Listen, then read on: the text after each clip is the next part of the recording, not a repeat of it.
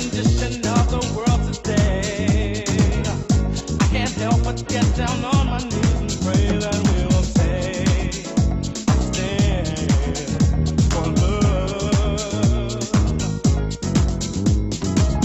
'Cause if you walk around the alleyway, you see the homeless people with no place to stay. So we must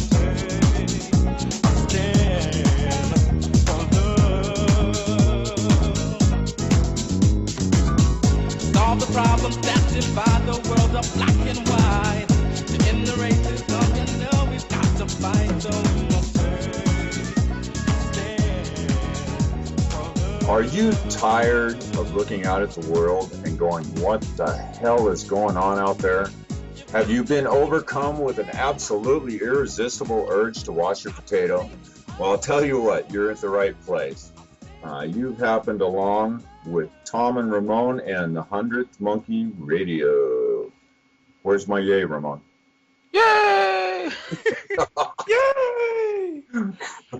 Yay! My thing is not recording for some odd reason. Oh, well. Gee, what a surprise.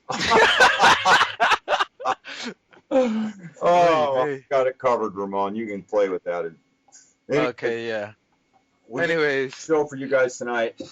We have Elizabeth with us as another co-host, and we have with us tonight Mr. George Kavassilas, who you guys, Yay! hey, there you go. You guys all know by now some of who and what George is all about, and we're going to dig a little bit deeper into his material tonight. So, Ramon, did you want to? Oh, by the way, welcome, George. Yeah. Hey, how are you, beautiful people? Yeah, well. So George, we started. It's our morning time when we're recording this, and it's Tom's afternoon over there. Evening or afternoon? Well, evening. Yeah. After evening. Yeah, 5 o'clock. Yeah. So anyway, we the show started very interesting because I was talking to George about what fracking is, and for those of you who don't know what fracking is, it's when you put cohesive acid into the ground to get gases up,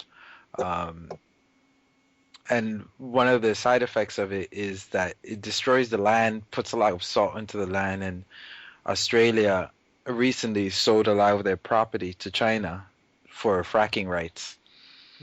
So as I'm talking to George about this, all of a sudden everybody gets kicked off. Tom is having an episode with his Skype, and I can't record on my side of the show right now. So quiet coincidinky. Huh, George? Yeah. What the frack? What the fuck is going on here?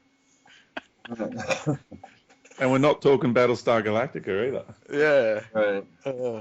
That's right.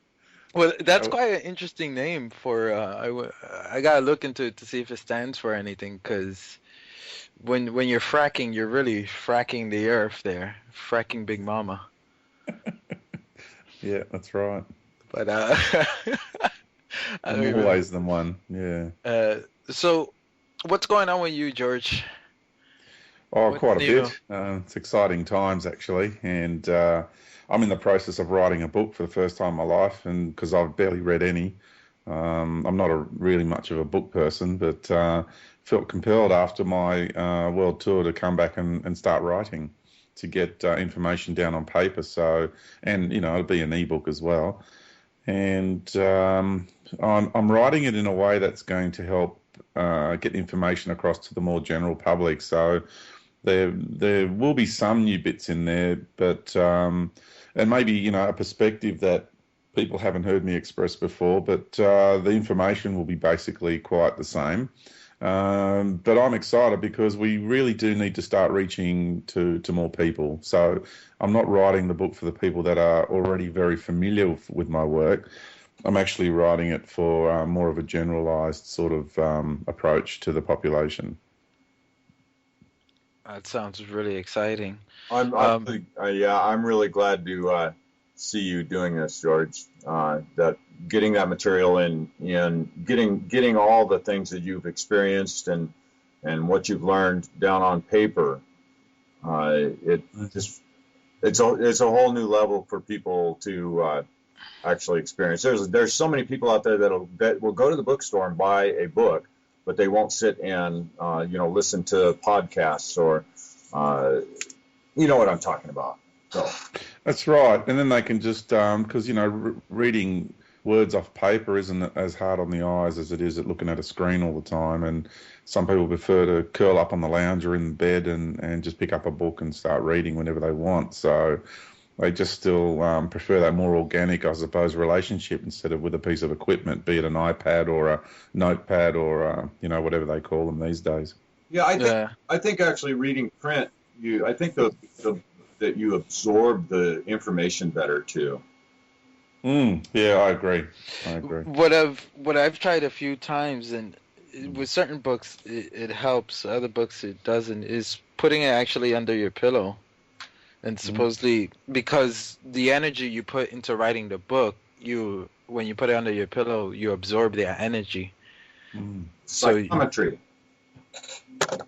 Bless you. Psychometry is what it's called. Oh. That was good. All right, let's get serious. Oh, geez.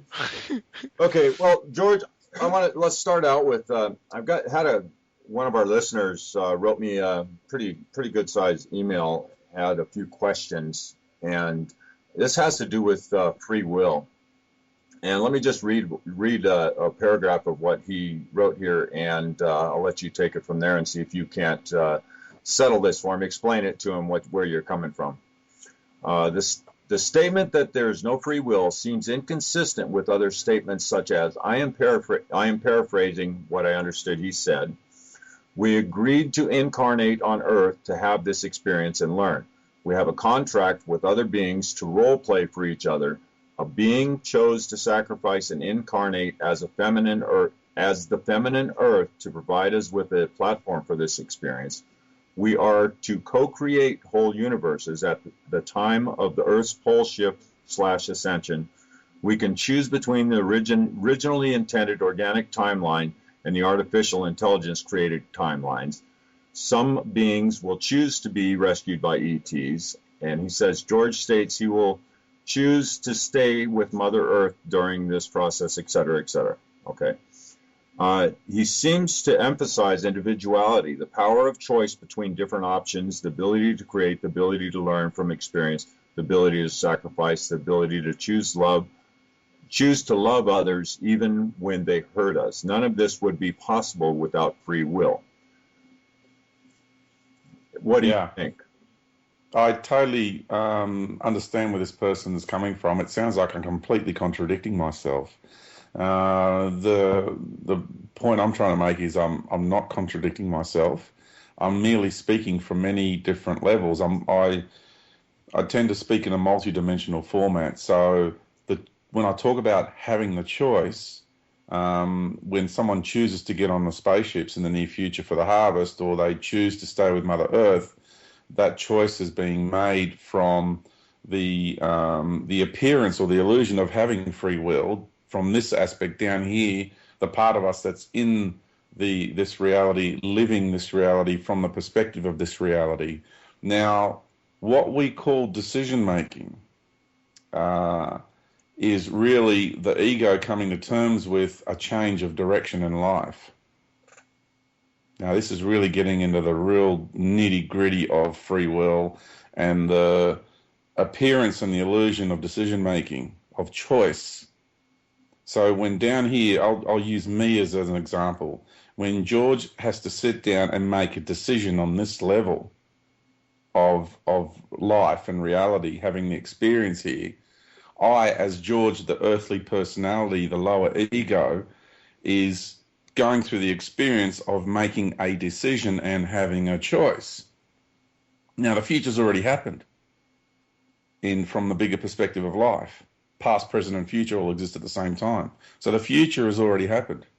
So therefore, my illusionary experience, because, this is the context I'm using the word illusion, is that I'm sitting down and I'm having a choice. I'm making a choice. My ego needs to have that experience. It's a multi-dimensional thing. So from the higher levels of self, the future's already happened. The decision's already been made. The part of me that's down here living this experience in a linear fashion is going through the experience of making a decision, having the choice. Ultimately, I don't have free will. But from down here, it appears as though I do have free will. Now, So again, is multi-dimensional format. Is there some latitude in say, I kind of pictured say a path that we're walking down, and say we're walking down this path in the middle of this big valley. Okay, our destination is the other side of the valley, the other end of the valley, where the creek opens up into the ocean.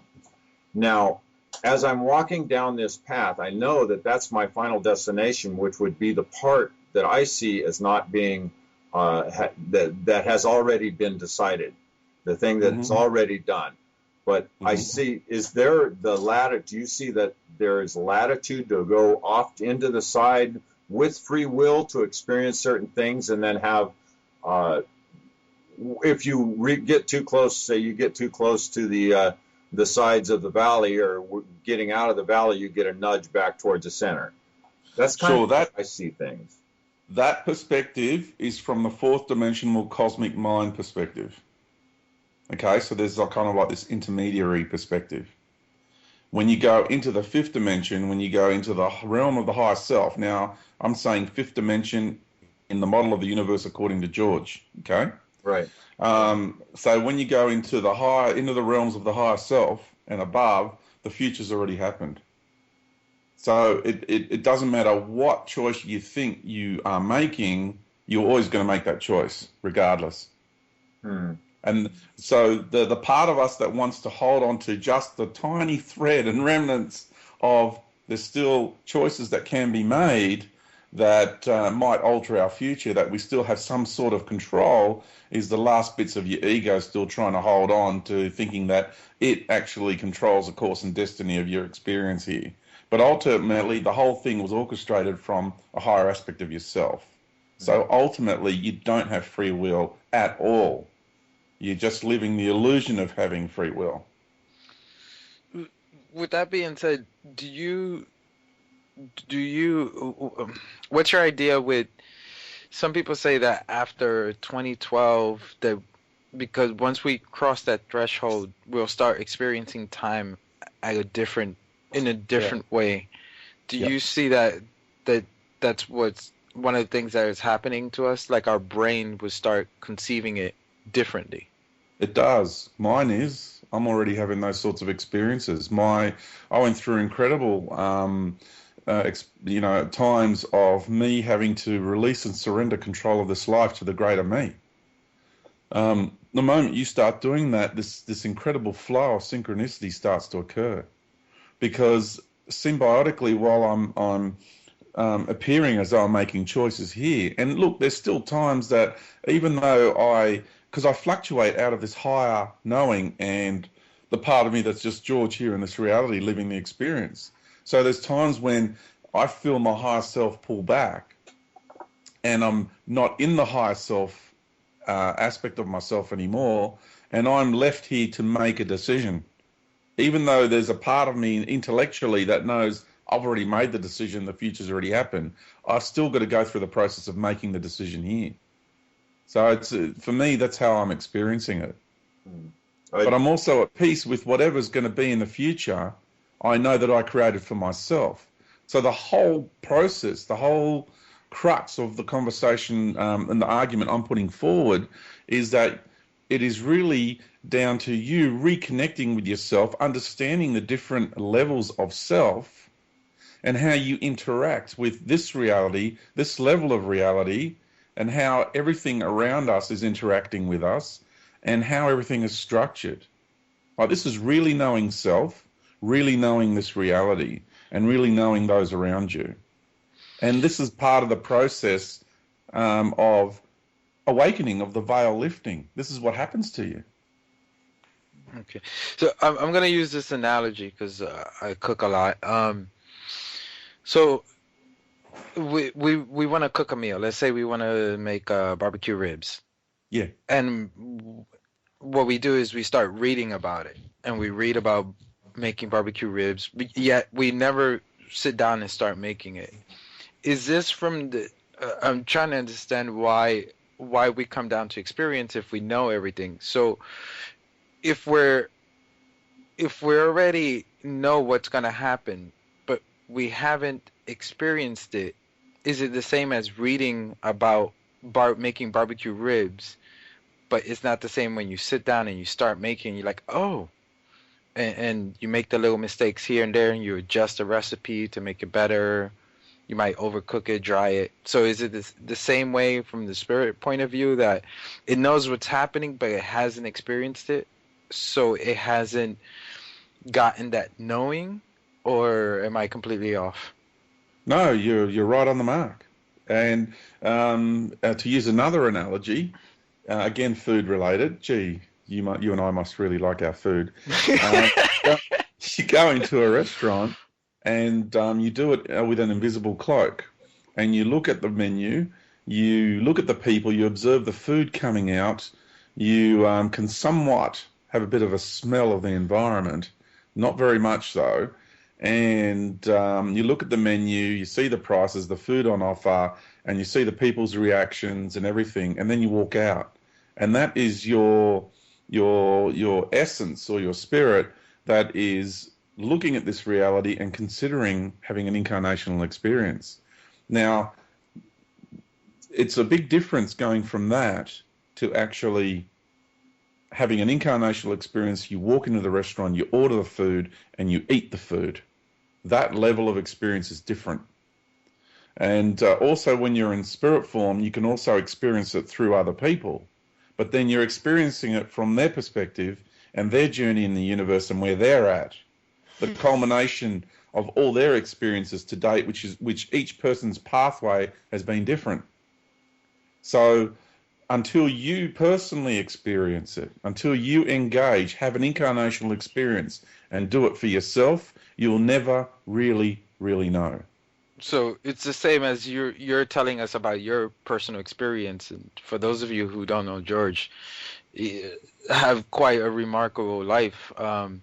It's the same way. You've experienced all these things, but yet I would never understand what you're really talking about until I experience something similar. Yeah, just like when someone's been raped, for example. Until you've been raped, you don't know what it's like to be raped.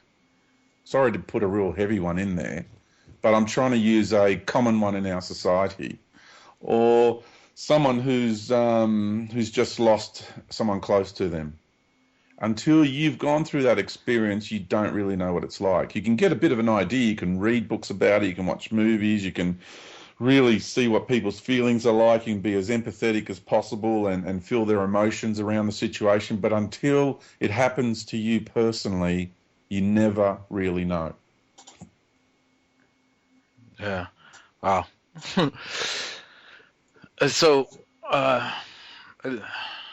you can be out there on spirit level, dancing around on spirit level, experiencing life through everybody else, but until you come down and do it for yourself, you'll never really know.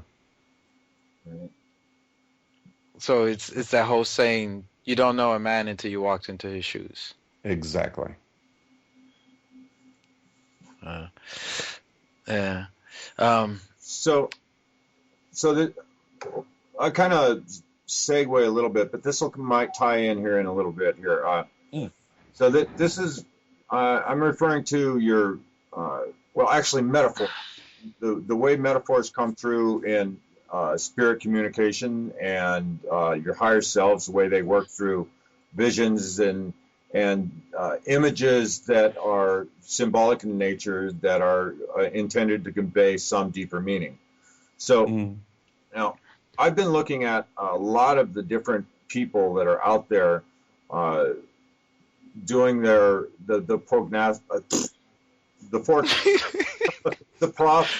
What the frack? Oh my God. So, and I'm seeing some of these people's visions and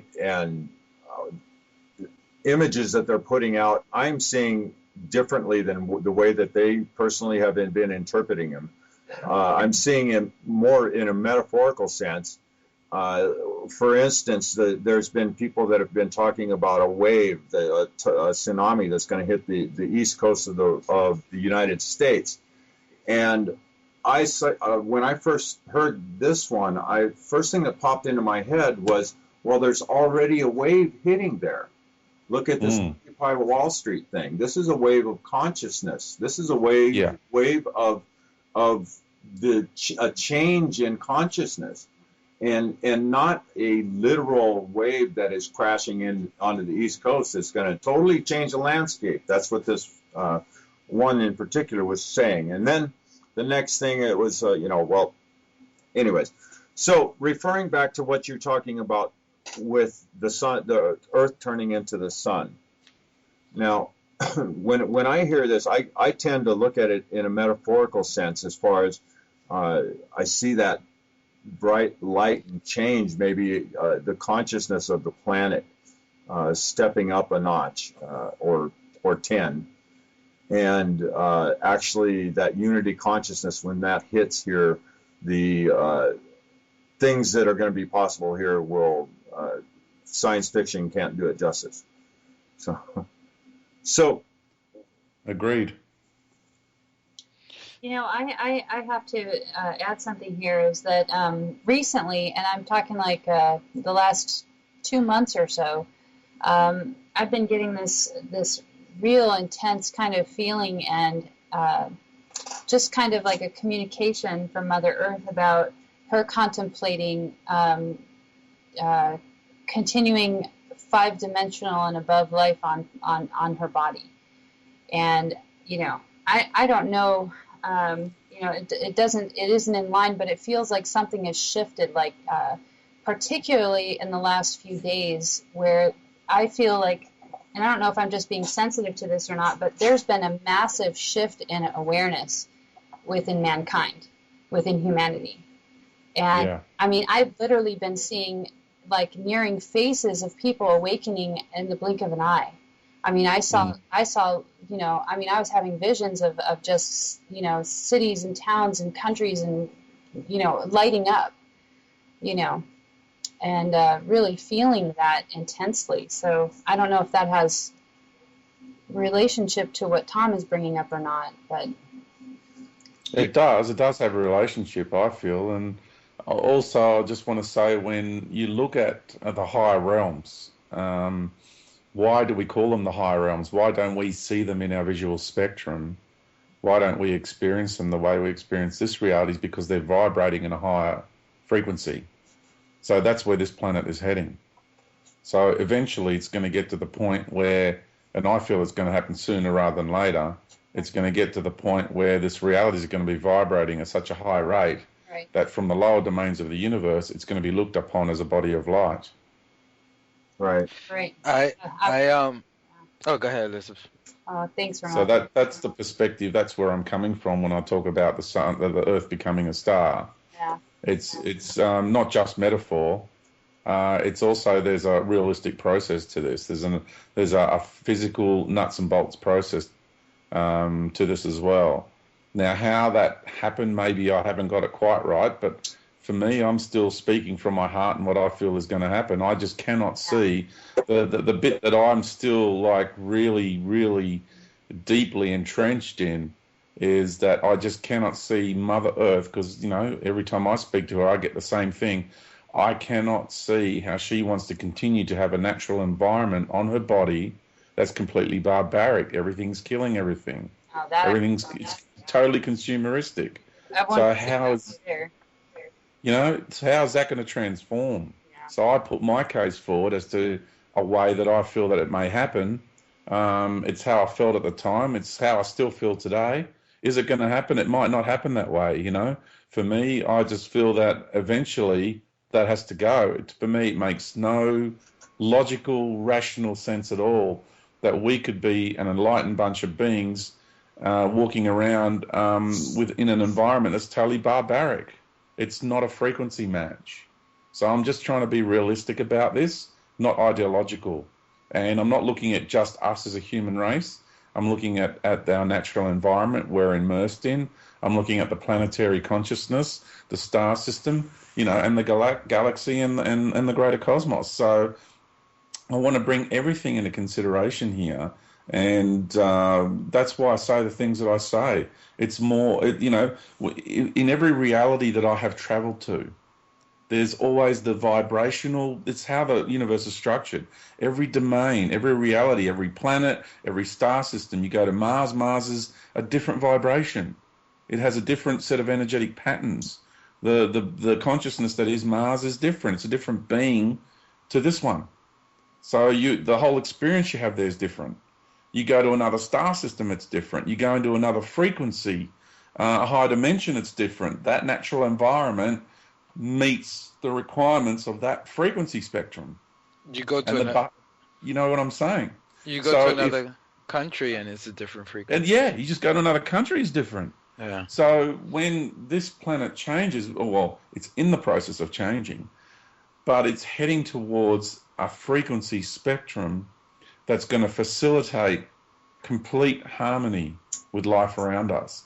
Nothing's going to be killing anything. Nothing's going to be consuming anything. And it's not being ideological. It's actually the intention of this planet to achieve that. It was the intention of my essence to come here to achieve that. I don't know about you guys, but this is what I wanted to achieve by incarnating here. What did you want to achieve by incarnating here? See? So what are the intentions of the consciousness of this planet? What did she want to achieve by manifesting herself as this planet to begin with? What is her end goal, or the next step in her journey? It sounds like patience to me. Yeah. Because from her point of view, I don't know if I would have the patience to put up with the BS. So George, I have a question on that too. So I fully agree with you with regard to the third dimensional reality on Mother Earth. I was more thinking about the 5-dimensional existence and how you'd mentioned that after 3 months, everyone would have to leave. After December 21st, 2012, everyone would have to leave so that she could go through the full ascension. So what I was kind of feeling into was that she was contemplating carrying 5-dimensional. Do you see that as, how does that sit with you? Do you see that as a possibility? How I see it is that she wants to implode all her dimensions and become the expression of universal light in one domain. I see. That's my understanding of it. I want to run a dream by you really quick, and I said to Tom a couple of days ago. So I'll make it really quick. I was in the dream. I was shopping here in Japan, and I go to this place where they have like rocks and minerals and stuff like that. And what's that rock called again, Tom? Geodesic rock, geode. It's one of those rocks that you cut in half and has all the crystals lining the interior. It's like a purplish color. Yeah. So anyway, as I'm looking at the rock in the dream, it has two sides. Someone carved a drawing into it. On one side is the left eye of a person, the right ear, and the mouth. There's like a laser shooting out of it. On the other side is the continuation of it, but now it's both eyes, the third eye, the mouth, and the ears. And on the third eye, coming from the top of the forehead, there's like 3 cracks, and you could see light was coming out of it. And the way I looked at the dream was either that's our evolution that I was seeing as our light is cracking through this physical form, or my own personal evolution. I'll say both. Yeah. I'd say both. Because this reality, the veil between this level of reality and the higher frequencies is getting thinner and thinner. You see, what they're doing is they're tightening the clamps. as this energy is coming forth from a subatomic level, we're awakening from within, and the reality here is changing from inside itself. So from a subatomic level, these frequencies are pushing up and pushing up and pushing up, and they're coming to the fore. And the forces of limitation are tightening the clamps they've put into place the most advanced technology the universe has to offer. So they're trying to stop and impede that energy, that light energy, from coming to the fore and transforming everything. And so it's creating a pressure cooker situation. And I call it the big squeeze, which, you know, we want them to do this from a high level, believe it or not. We contracted them to come here and do this to us so we can create the situation of maximum compression, because that's what we needed to reintegrate all our fragmented aspects. So the big squeeze is happening, and it's really testing times for everybody. But also what's happening is the matrix is cracking, and that light is coming through the cracks. It is, and they can't hold on for much longer. So I don't see this process happening over a long period of time. They're holding on for all it's worth. And I say to people, you know, if you think it's going to happen over a long period of time, it's going to be long and drawn out over, you know, decades and centuries, you've lost touch with your dark side. You've forgotten how the forces of limitation behave and how they function. They're not going to let go to the most powerful energetic feed they've ever had in all of creation. There's no way they're going to do that. So they're going to hold on for all they're worth, because they don't know anything else. And they're going to hold on, and it's increasing pressure and pressure, and soon the thing's just going to pop, and then it's all just going to happen real fast. So is it, because I remember hearing that the sun is no longer making carbon 7, that is now on to C12, yeah. Yeah, so that's part of it, and then there's these other energies that are coming in that even scientists are saying that it looks like it's transmuting things. Yeah, it is. It's the whole reality is already metamorphosizing. It literally is happening. And that C12 that they're measuring, that's the residue. It's like when you have a UFO hovering up in the sky, and then this cloud forms around it. Well, that's the way this level of reality is reacting to the energetic residue that's bleeding into this level of frequency. And so the C12 that they're measuring is the higher energies and the residue of that bleeding into this level of reality. It's the same if you were to go back in time and stand around an avatar, when they had the halo around their head, for example, and around their body, then what you'd be measuring is C12 around that person, because it's the residue, it's the way this reality reacts to the energy that's bleeding into this level of reality from another realm. Yeah, there's a lot, man. There's just so much happening right now. The changes are amazing. It is. The proof is there. The scientists, we listened to one lady recently, Jennifer Joy Renison, I think her name was, Susan. who did a talk. It's Susan. Susan Joy. Susan Joy Jennifer, is it? No, Susan Joy Renison. Yeah. Renison, that's it. I listened to one of her talks recently. It was fantastic to actually hear it from a scientist, to hear just how far in advance they are with the knowledge of the changes that are occurring. Yeah. It was really fantastic. Yeah, it changed my life. And I saw that. Yeah, they are really, really in the know. So it's much further down the track than anybody's been led to believe. We're having just on the personal level, people are having some just absolutely amazing things happen. I mean, I think that all started first before the actual physical manifestation in the world of the changes. These types of changes. We started seeing everybody, quote unquote, wake up and start having these mystical, magical things happen in their lives on a regular basis. I mean, just, you know, the synchronicities are there's no way to deny them. You know, especially when your mind is open and your heart is open to actually, as long as your heart's open to self-improvement, I want to do better. I want to see myself. I want to look in the mirror and say, I love you, and mean it. As soon as people start doing that, the magic starts. It is, and can I just interject there, because I want to add this point. The foundation to all of that occurring, Tom, is people have got to be prepared to change. Oh, absolutely.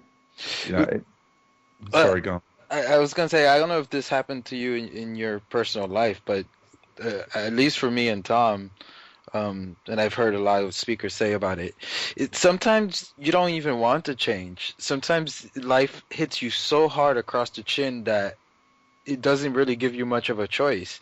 Oh, you don't want to change, and then it hits you in the groin. Oh, you don't want to change, and it hits you on the head. You know, it's just... I'm sure you know what I'm talking about. Oh, yeah, look, you know, my ego as George was dragged kicking and screaming because I didn't want to change. I knew everything. I was in control. And I'm a Leo, I'm a male, and, you know, I've got this massive ego thing happening, and it was tough. It was tough for me to release and surrender control of this life to the greater me. It took a while. And so all the signs were there. And like Ramon just said, if you don't read the signs early on and do it peacefully, you're going to be kicked in the head. You're going to be kicked in the guts. You're even going to be kicked in the groin if necessary to get your attention. And that change will be forced upon you whether you want to or not. So, you know, again, that free will thing comes into question because there's a process here. It's bigger than your earthly ego. And we're not in control of this place. We think we are, but we're not. And we need to go with the flow. Otherwise, it's going to get really painful. I keep having this dream since I can remember, and I don't fully understand it. So I'm seeing myself playing like a game, and I don't know how to explain it because it's so beyond my 3D understanding. It's almost like I'm looking down into a wall from a higher level, and I see myself reacting to all these different things, and I know it's a game. So when I wake up, I don't fully understand what just happened, but I know that I knew a lot more than I understand right now, this moment.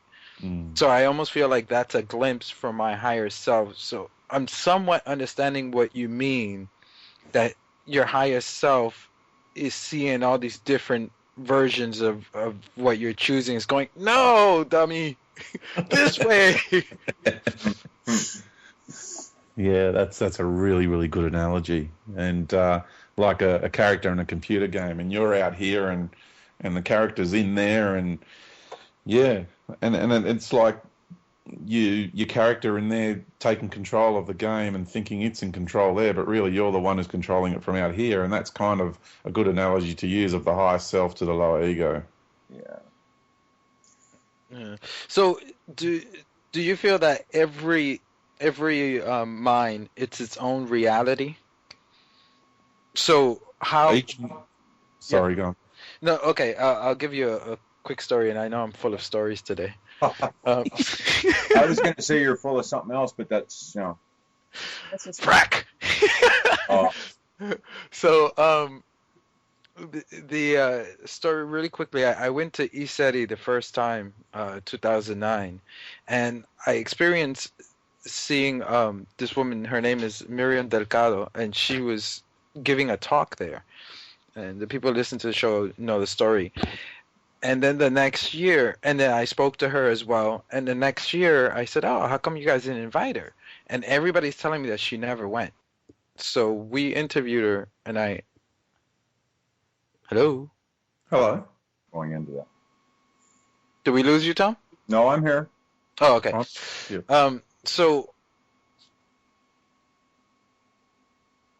So what? Hello? Everybody said that. Hello? Yeah, can you guys hear me? Yeah. Oh, Yeah, you dropped out for a moment, American. We're supposed to tell this story?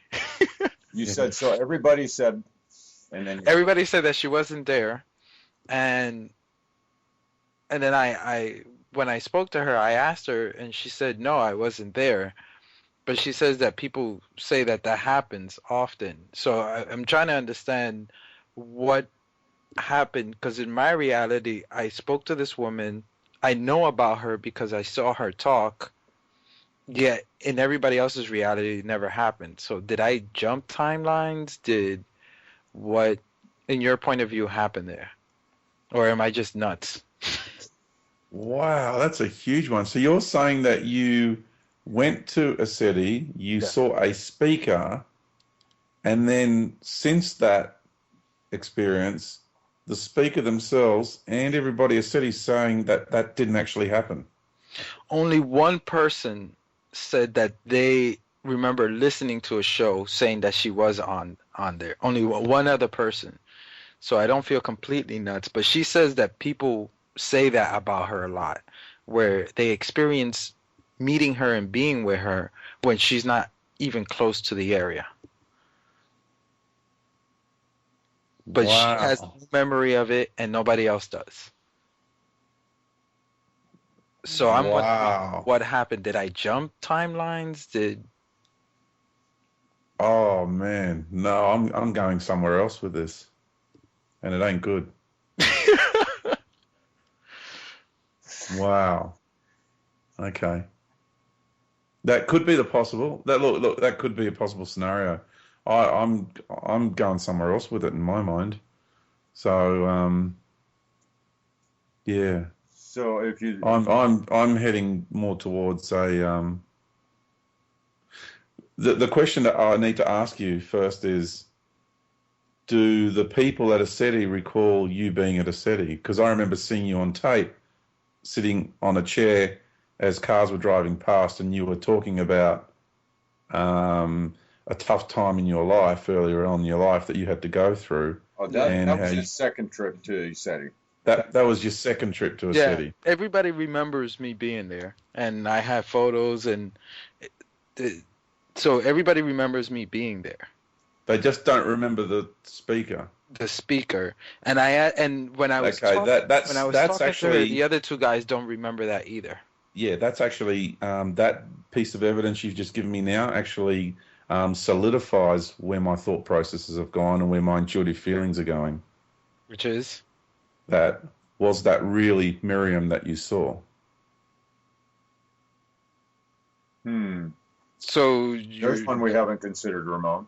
Yeah, so I was talking to a being? You were talking to either a shape-shifting being or a clone, or if you didn't feel the person, you didn't touch her, it could be a hologram, or it could be I'm not trying to screw with your head. I'm just trying to put up a possible scenario. That's all I'm going to say is a possible scenario, because, there's a lot of strange things going on in this world, and I know the technologies that are available and the things that they're capable of. And, it's like, if you want to tell me that was Saddam Hussein got hanged by those bunch of guys, you've got to be kidding me. Like, what a joke. He certainly was not hanged. That was an actor. They have clones, they have actors. I mean, no, that's all too freaky for me. I would say that Miriam must be doing something right if they're going to go to the lengths and to copy her. Yeah. That's a big call. Sorry to cut in again, but that's a big call that I'm making. Yeah. And all I'm saying is something's not quite right there, because my intuition is telling me that you didn't jump timelines. My intuition straight ahead went to that she's been doubled, and it probably, if she doesn't want to entertain that idea, then because it'd hurt. Like, if someone was doubling me, I'd be really concerned. You know what I mean? But it wouldn't surprise me if that was going to happen either. Because of the level of technology they have, it wouldn't surprise me at all. It doesn't surprise me. It actually sounds more sensible. But at the same time, if it wasn't for that, I would never know who she is, and we would never interviewed her. So maybe it was somebody that duplicated her or projected that on the positive side of things. Yeah. Yeah. It doesn't have to be a negative thing, that's for sure. George, the more I get into this, the bigger my I don't know bag gets. It's true, Ramon. The more I know, the more I realize I don't know. I don't know, frack.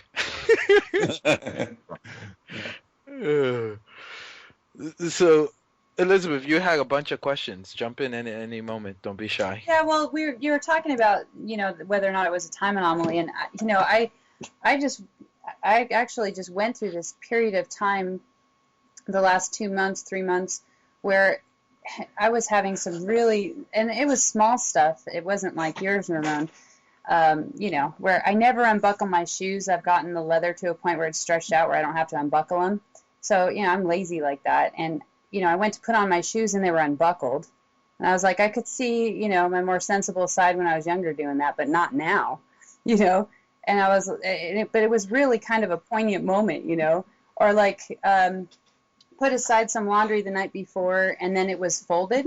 I didn't fold it, stuff like that, where it's like, am I losing my mind or what? And this was all culminating into a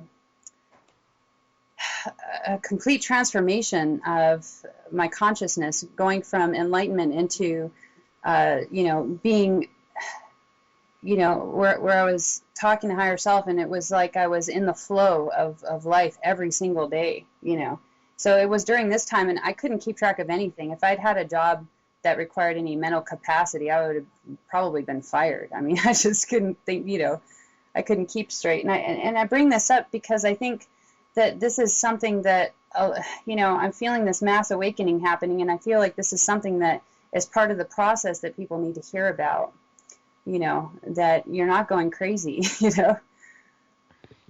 Yeah, it's the way we're experiencing this reality. It's really fluctuating, isn't it? It sure is. So I just want to say, also back to the Miriam thing, I'm not here to denigrate Miriam in any way. So I don't want to be taken out of context with the comments I made prior. But there's something very unusual about that experience you had, Ramon, and it ties in. Yeah, and it ties in. Yeah, that's a really good one. That's a seriously good one. That one needs to be explored further. And these little anomalies, like Elizabeth just said, that we're having, small ones within our homes, within our lives, they're kind of really good messages, aren't they? They really stir the mind and the awakening process. I kind of like it when those sort of little things happen. We had my kids and I and my mum was over, and we're looking for a football, an AFL ball here for the boys and I to have a kick around. We couldn't find it, and it was in their bedroom. And the bedroom was, it's not a big room. So where's this football gone? Because it was just lying on the ground. And we looked all over the house. And we looked and looked and looked and looked. And 5 of us went into the bedroom to have a look for it and couldn't find it. And I just walked past the room, and there it was, just lying in the middle of the room. Yeah. So after half an hour looking for it, there it just reappeared. And I picked up the ball, and I thought, okay, who's doing this? You know what I mean? Yeah. That's such a common. I showed my kids and my mum. I said, look, there it is. And they're like, no way. We all walked in the room and looked for it, and there it is on the floor. No way. So I held the ball, and I said, okay, who is it? And it was my auntie, my mum's sister, who'd passed over, who wanted to get my attention, our attention. So we're sitting down there, and I'm talking to my auntie who'd passed over, and, talking about mum's childhood and things that they experienced when they were growing up back in Egypt, and things my mum had never shared with me. And it was just totally, it was a really, really beautiful moment. And she told me that she's back in the Pleiades, that she's Pleiadian, and, that she had a really good time here. She learnt a lot from this life on Earth, and all is well. It was really quite an amazing experience. So I'm just saying with people that sometimes these little anomalies that we have occurring in our homes are friends and family that want to get our attention, and not necessarily friends and family that we experienced here on this realm, but it could be your galactic star family or a spiritual family or something, just trying to get your attention as well, or just letting you know that they're there by helping you out with the laundry. Yeah. So have you experienced any time shifts or time slips or anything like that yourself? Yeah, the most prominent one was in this area. Oh, well, I've had ones where I was driving across the Hay Plain here in Australia, which is,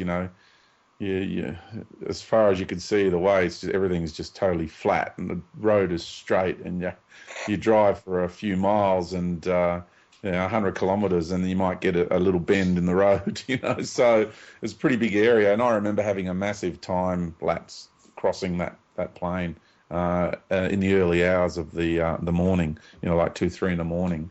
So I had good 3, 4 hours of missing time, and little ones too. Like it's kind of like that movie Sliding Doors, where you.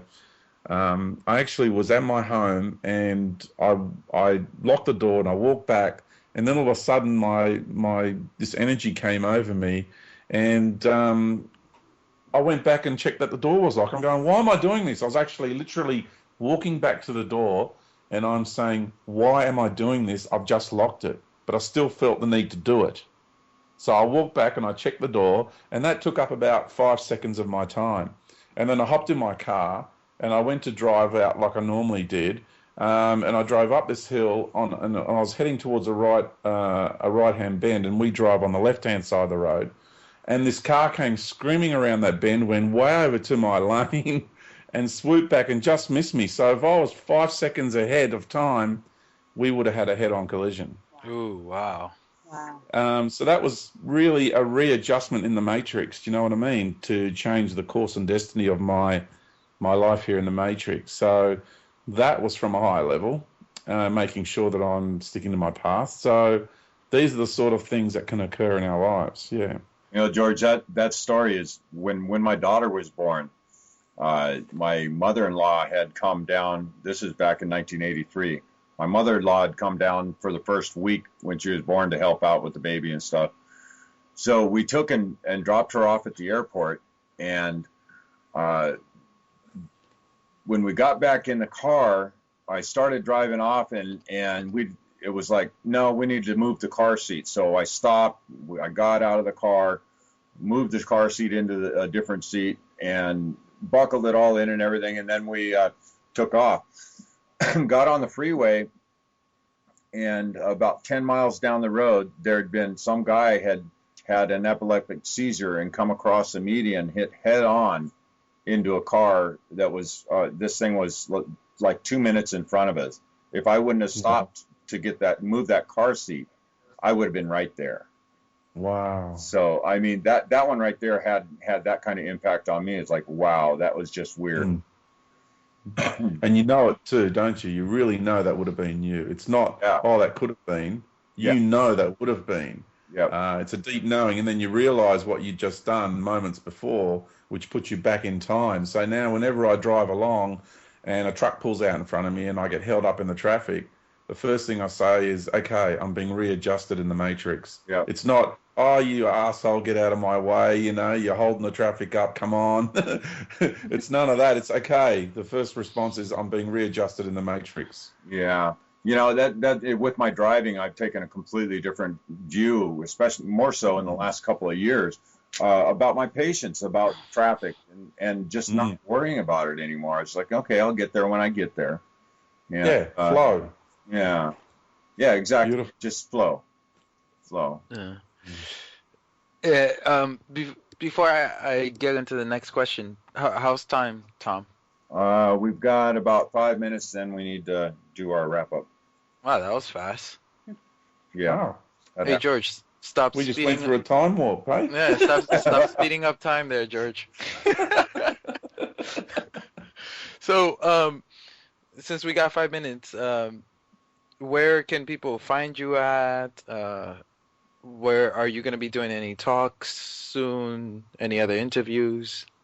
I've got other interviews coming up, but they're being posted. I don't know if they're being posted on my website, but the newsletters are going out for those. So if people want to get onto the website and sign up for the newsletter, they're welcome to do that. It's not a very difficult process, and everything's, secrecy is very important for us, for people. So none of their information goes out to any other agencies or whatever. So they can get that information that way. But yeah, I'm just doing the odd interview, continuing just to plug away and write my book. And it looks like next March we're aiming to organise a tour next March, and also we might be heading overseas again middle of next year. So we'll see what happens. We're in the process of manifesting that, and we'll just get to see what happens. So the information they can find is on my website, which is our-journey-home.com or our-journey-home.com. depending on which way you like to say it. So how's the book coming along? When can we expect to see that? Yeah, I'm hoping to get it done by the end of the year or early next year. I really want to have it done definitely by the end of January.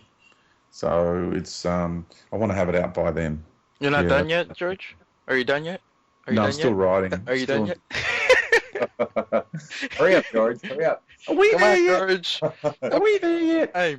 Yeah. As soon as you get that done, we'll definitely have to have you on again.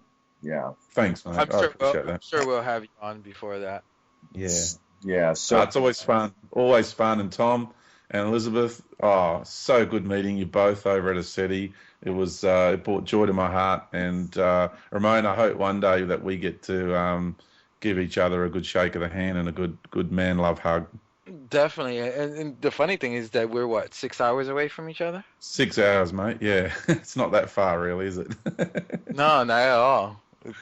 Because when I lived in the States, I used to always think Australia, wow, it's a whole day away. But now it's like, oh, it's not that far. yeah. No, it's not that far. No. So in the second hour, we want to jump into twin flames and go over our mine and Elizabeth's experience here, which has been quite remarkable a little bit. And I want to pick your brain on what you know about that. And plus we've got plenty more to go over, I think. Future settings and history of Mars a little bit. Yeah. But anyway, okay. Thank you George, for listening. go ahead. Let's let George. George, you want to leave our BBS listeners with any parting comment? Yeah, just whatever plays out on the planet in the near future. If it happens soon after this interview or it doesn't, it really is a matter of any day now. So what I say to you is hold your integrity, be true to yourself, respect your sovereignty, and try not to be lured by others. Really follow what you have deep inside of you. And the best way to deal with it is to have some popcorn in the cupboard. And when the show begins, just sit back and watch the show and try not to get emotionally drawn into the drama vortex that will be created on a global scale. And just be careful. Be careful of the mind control programs that will be attempted or come out through every media orifice on the planet. So please be aware of that and know that you have the power. You certainly do have it all within you. Yay! Okay. So make sure you catch Brooks Agnew's coming up next, and then pop over to the archives if you're not a member yet. Make sure you become a member. Mr. Tom? Condemnation without investigation is the height of ignorance, and we love you guys.